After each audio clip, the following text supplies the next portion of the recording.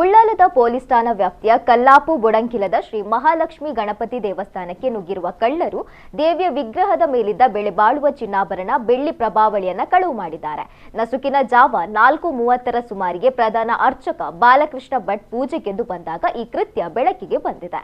ಚಿನ್ನದ ಕರಿಮಣಿ, ಚಿನ್ನದ ಸರ, ಪೆಂಡೆಂಟ್, ತಾಳಿ ಮತ್ತು ವಿಗ್ರಹದ ಬೆಳ್ಳಿ ಕವಚ ಸೇರಿದಂತೆ ಒಟ್ಟು 2 ಲಕ್ಷ ರೂಪಾಯಿ ಮೌಲ್ಯದ ಸೊತ್ತುಗಳನ್ನು ಕಳವು ನಡೆಸಿದ್ದಾರೆ.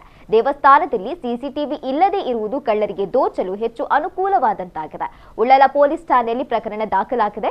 ಘಟನಾ ಸ್ಥಳಕ್ಕೆ ಬೆರಳಚ್ಚು ತಜ್ಞರು ಶ್ವಾನದ ದಳ ಭೇಟಿ ನೀಡಿ ಪರಿಶೀಲನೆ ನಡೆಸಿ ಮಾಹಿತಿಯನ್ನು ಪಡೆದುಕೊಂಡಿದ್ದಾರೆ. ದೇವಸ್ಥಾನ ಮತ್ತು ಮಂಗಳೂರು ದಕ್ಷಿಣ ಉಪವಿಭಾಗ ಸಹಾಯಕ ಪೊಲೀಸ್ ಆಯುಕ್ತರ ಕಚೇರಿ ಅತಿ ಸಮೀಪದಲ್ಲಿದ್ದರೂ ಕಳ್ಳರು ಬಂದು ಕೃತ್ಯ ಎಸಗಿ ಹೋಗಿರುವುದು ಸ್ಥಳೀಯರಲ್ಲಿ ಆತಂಕ ಹೆಚ್ಚಿಸಿದೆ.